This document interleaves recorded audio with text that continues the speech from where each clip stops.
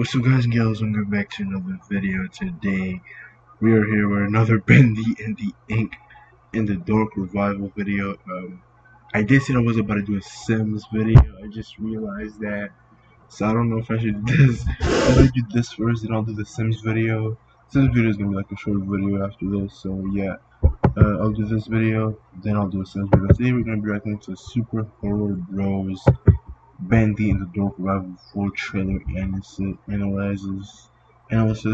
and theories. Superhororrbro is a gaming channel that does theories and gameplays about horror games. You guys should definitely 100% give them a subscribe if you're a horror game fan, and especially if you're a Bendy fan, because you got a lot of Bendy in the Ink Machine videos. So give them a subscribe button. I'll put their channel and the link in the description.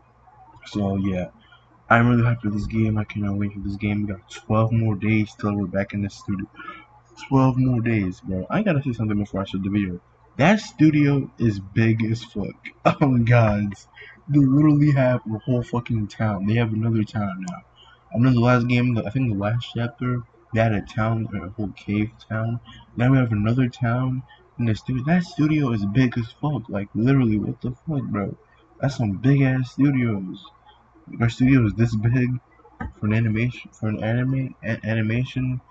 fucking series. Like, god damn, that studio is big as fuck.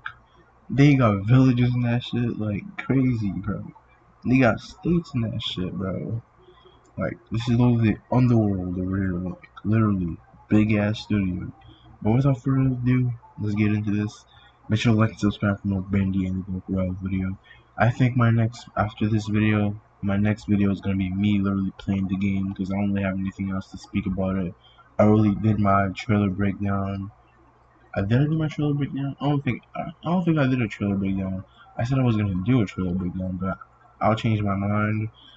But I don't know if I should do a trailer breakdown, whatever. I did some information about it. I did a lot of stuff about it, but yeah. But anyways, yeah.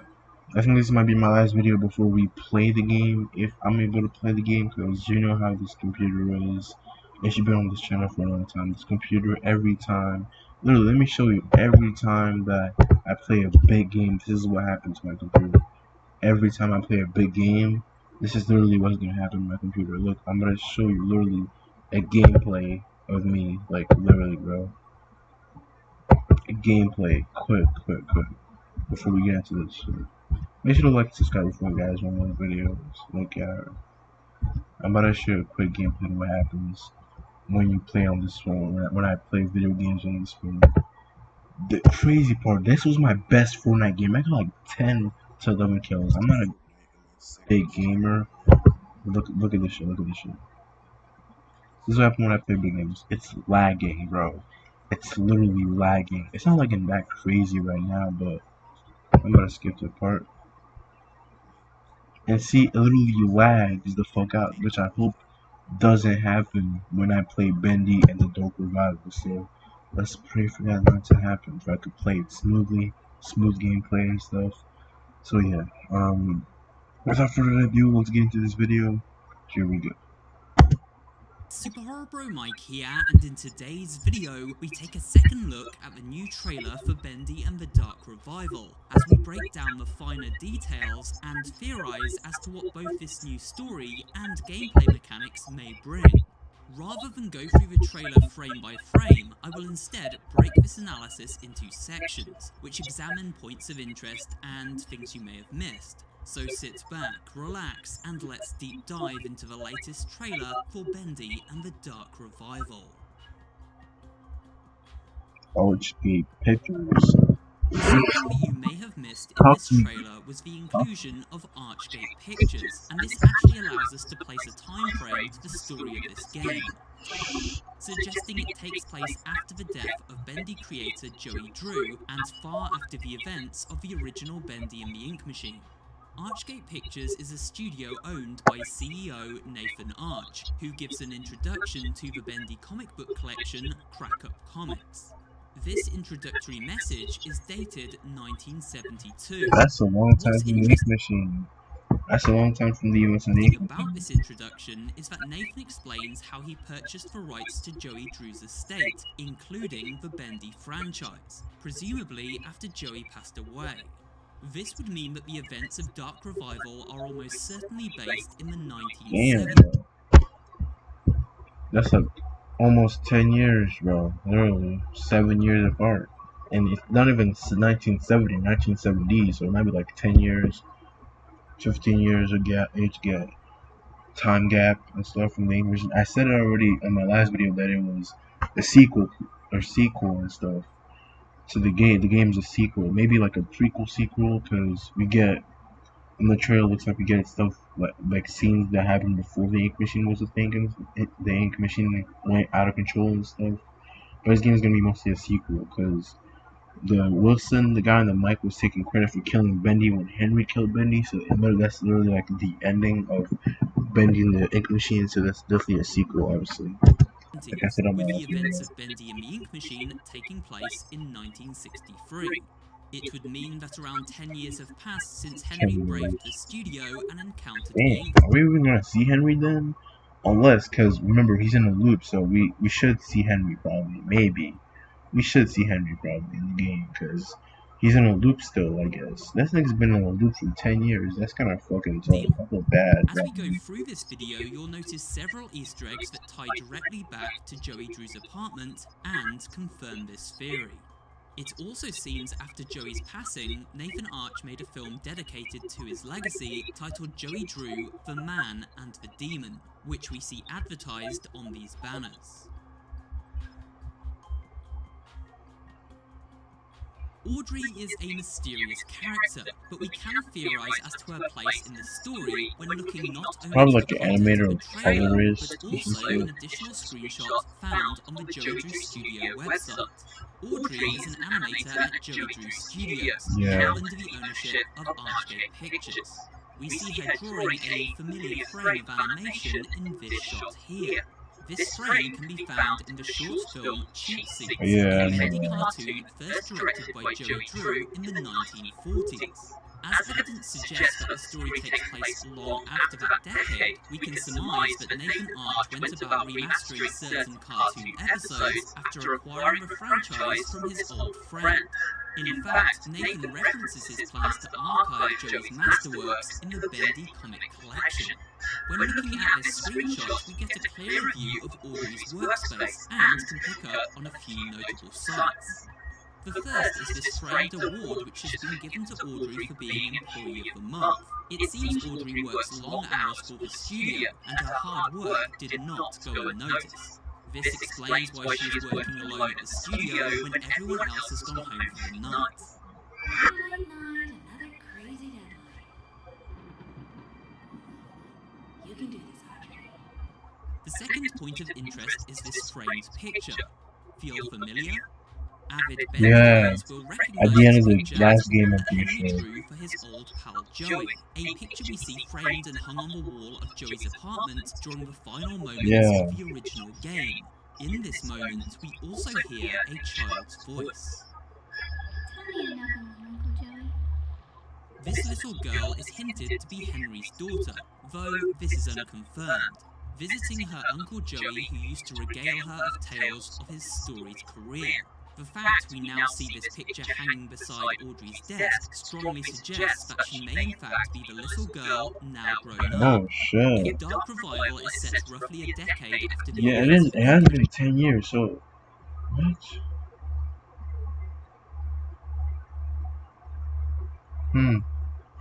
I don't know, I'm kind of confused now because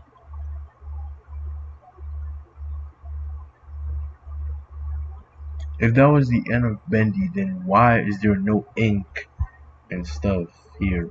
Unless there's multiple studios and shit. And unless there's multiple studios, I think I'm getting to somewhere, guys. Maybe not. Nah, no. Okay. Unless there's other studios and shit. For Joey Drew Studios, there's multiple studios, and this is another area. Maybe, but I doubt it, because we've seen Allison and shit. Maybe, I don't know. That would make more sense of why the studio is so big. machine, and Audrey was 10 years old at the time, then she would now be in her early 20s, which fits her appearance in this trailer. This connection may also have been the driving force for her to pursue a career in animation herself, now unwittingly stumbling into the same fate as her father. One of the creepiest characters to emerge from this trailer is surely Wilson, who, based on his attire, seems to be a janitor working the night shift at the studio. Wilson proclaims to have banished the ink demon Bendy. Children of the machine, for 211 days you lived without the ink demon haunting your steps. I banished it away. In return, I ask just a little favor. There is a stranger. Bring her to me. We see evidence to support his claim on this poster inside the inky world of Joey Drew Studios, which states, "Wilson knows your purpose, the man who killed the ink demon." If Wilson had a run-in with the ink demon, it may explain the scar on his face, a scar which seems to have left him blind in one eye. But how is Wilson connected to this inky world while simultaneously existing in the real one? Well, here is where another connection to Joe Drew's apartments comes into play. We catch a brief glimpse of the ink machine from Joey's home behind Wilson as he interrogates Audrey, once again confirming that Nathan Arch inherited Joey's estate as he claimed in the book. While it is hard to come to a concrete conclusion based on the finite information currently on hand, my personal theory is that Wilson used his time after hours at the studio, when he should have been mopping floors, to tinker with the ink machine and create experiments of his own, ruling over the creatures within the inky world like a god and orchestrating all manner of chaos. He uses Audrey as a human guinea pig, transforming her into an inky cartoon creation and trapping her inside the machine where she can meet a sticky end. But why? Wilson promises to keep Bendy at bay if the monsters of the machine track down Audrey. There's no way of knowing why he wishes for Audrey's demise, but I feel it may be as simple as him having a dislike for her. Audrey is seen as the studio's golden child, while Wilson is a low janitor. Could it simply be that he feels jealousy and hatred toward Audrey, born from her accomplishments and connection to the legendary Joey Drew and Henry Stein? Another possibility is that Wilson senses potential in Audrey. We know for a fact that Audrey has supernatural powers in this game, so Wilson may wish to harness these powers and use Audrey for his own selfish and... I remember from our trailer that released like 2 years ago, every time Audrey uses that power, she gets more corrupted by the ink. I remember that. ...egotistical game. We'll have to wait and see on that one. Either way, it appears that Wilson is something of a mad doctor character, a puppeteer who may have the ability to shift between the realm of ink and man with ease, and influence the cartoon world and its inhabitants while doing so. Two characters I'm sure we're all happy to see return are the unhinged Alice Angel and fiery yet heroic Allison. Alice is only given a brief moment in the spotlight during this trailer, magically firing her Tommy gun during this sequence. Because the new game is dubbed the Dark Revival, it suggests that this world has been reborn after Henry managed to end the Ink Demon's reign during the conclusion of Ink Machine, trapping him in a never-ending loop in the process. Wilson may have been the catalyst to break the cycle and recreate the studio so events can finally continue. With this Dark Revival, it seems characters who previously perished, such as Bendy and Alice, have now been reborn. This also leads us to speculate if we may encounter other fan favourites, such as Boris and even Henry himself. Yeah, I really hope we see him. It would make for a fantastic story if Audrey is Henry's daughter and manages to save her estranged father while trying to escape this inky nightmare. Alison, meanwhile, continues her role as a guardian angel, though her partner in crime, Tom, is nowhere to be seen. Alison is seen helping Audrey come to terms with her new look and powers in the following clip, in addition to explaining the Ink Demon's hazardous presence. I'm not gonna hurt you. Look like you need some help. Don't touch me. Above everything else, Stay away from the ink demon. What's an ink demon? He likes to smile, Bro, that shit and looks he kills fire, bro. anything that moves. It is also worth noting that we see a brief shot of this lost one pinned to the wall with a gent pipe shoved through his stomach. Not only is it likely that this is the pipe Audrey acquires for her adventure, it also occurred to me that this may be the work of Allison. We see the text "Demon Follower" painted beside this corpse, and knowing Allison and her hatred for the demon and all that tread his inky path, it seems plausible she may be making an example of anyone who chooses to walk with demons. Damn, nigga. She's brutal. She's like that, bro. Damn, piping niggas to the wall because they're demon followers is kind of crazy. You know what? Not really kind of crazy because they're demon followers, but goddamn, bro. Nicely with her savage warrior persona. Aggressive. This time round, Oh yeah, we need to talk about that. The new Bendy and shit, the little Bendy, bro. Somebody said, I see somebody on Twitter saying that the little Bendy that we saw at the end of the trailer is like the real Bendy, and he might be like a nice like Allison and Allison Angel, and the ink demon version of Bendy is like his alter ego and stuff, like Allison and shit. Somebody said that, and that sounds fire as hell. No cap. That sounds fire as hell. for not only 2 angels, but also 2 Bendies. Way back in the early days of this channel, when covering the story of Like, you Bendy, should have known there would be like another Bendy, because if that one failed, that experiment failed in the little, then it would make sense that Joey Jr. come back and make another Bendy if they made like voices and shit. It would make sense. Ink Machine chapter by chapter, I Come to try to theorised fix that there this may thing. be a perfect Bendy, a Yeah. version of a character who matched up to his cartoon counterpart. It seems while that didn't play out in the story of the original game, this concept has come to life in the Dark Revival, and to be honest, can't it wait to makes see a that lot of again. sense. Demon Bendy was born from the experiments conducted by the Gent Company. Bro, I need a spin-off game with that nigga. No cap, that'd be fire. I was talking about like we should have a spin-off game with the Toon Bendy. That would be actually kind of fucking lit, bro. Spin-off game with Toon Bendy, bro. Cunner, and from the mind of Joey Drew. He was a failed monstrous experiment, locked away and discarded by Joey, as we learn in the book Dreams Come to Life. Joey always intended for Bendy to mimic the version audiences around the world love to watch on their TV screens. Joey's end goal was to create a theme park known as Bendyland, which would be full of living cartoon mascots. This led him down a dark path of corruption and insanity as he used his very employees as human test subjects. It seems after Joey's departure, the Gent Company continued his shady side experiments and eventually managed to perfect the process of bringing cartoon creations to life.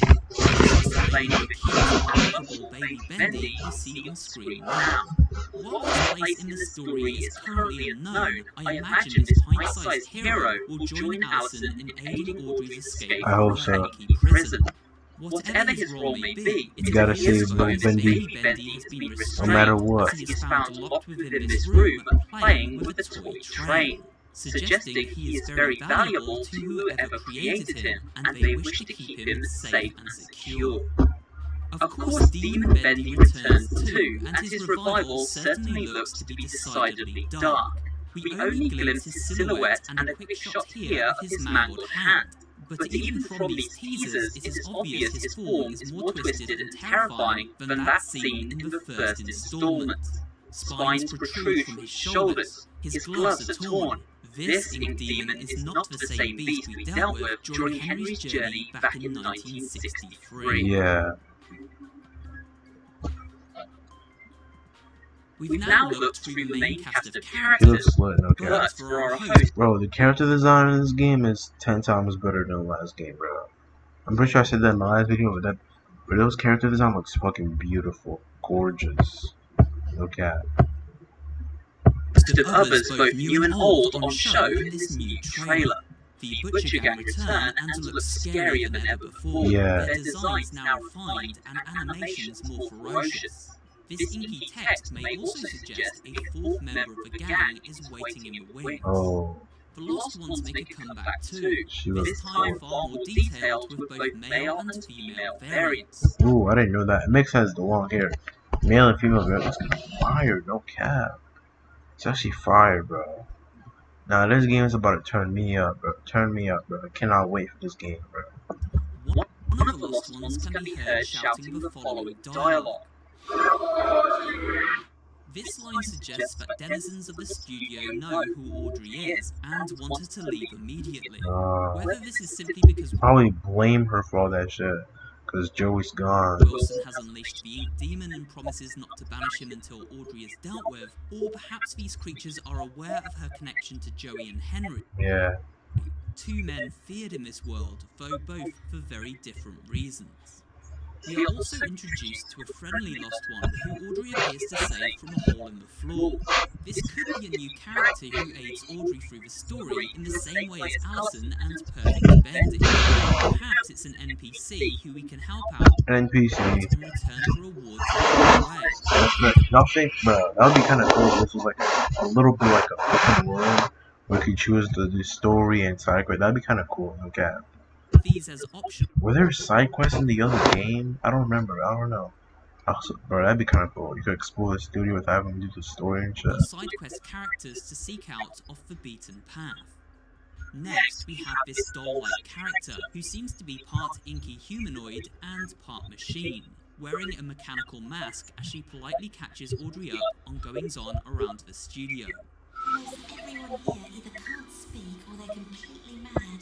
This mechanical doll introduces what appears to be a new enemy type, a woman madly rocking back and forth in the shadows. Though it is also possible this is simply the silhouette of a female Lost One. Sure. In this shot, Audrey picks up a baseball with the name Bud Lewis scrawled across its surface. This could be a reference to Daniel Buddy Lewick, the protagonist of the Bendy novel Dreams Come to Life, who met an inky end during the conclusion of the story and found himself trapped inside the cartoon world as a Boris clone.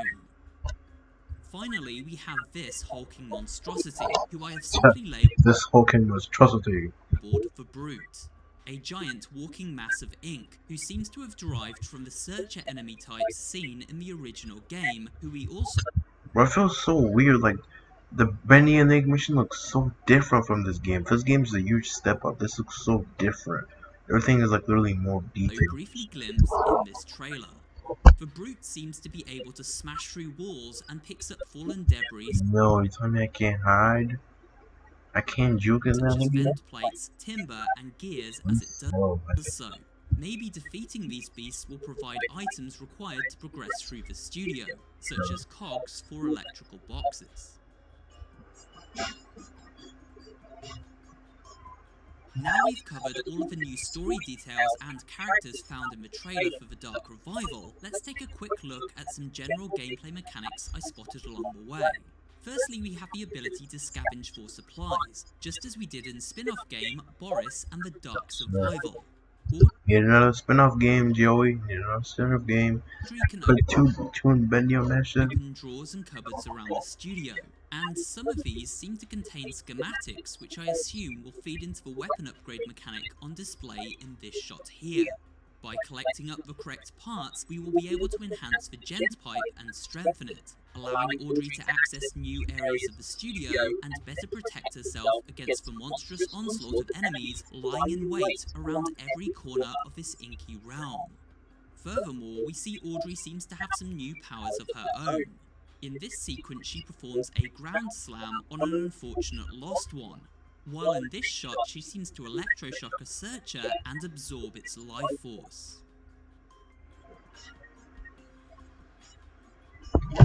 The final topic to discuss are the environments themselves. One of the most striking aspects of these environments is that they seem to look far more run down and dilapidated than the ones seen in the story of Bendy and the Ink Machine, once again suggesting a passing of time and a dark revival of this world at the hands of Wilson.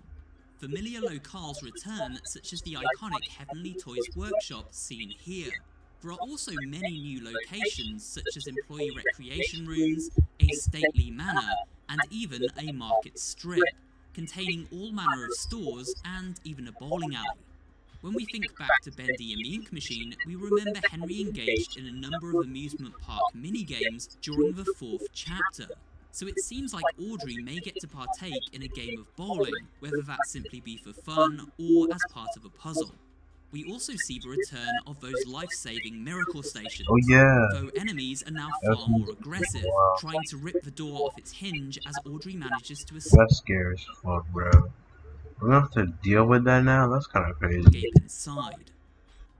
And with that, we come to the end of this analysis and breakdown of the new trailer for Bendy and the Dark Revival. Well, anyways, you guys are gonna do this video.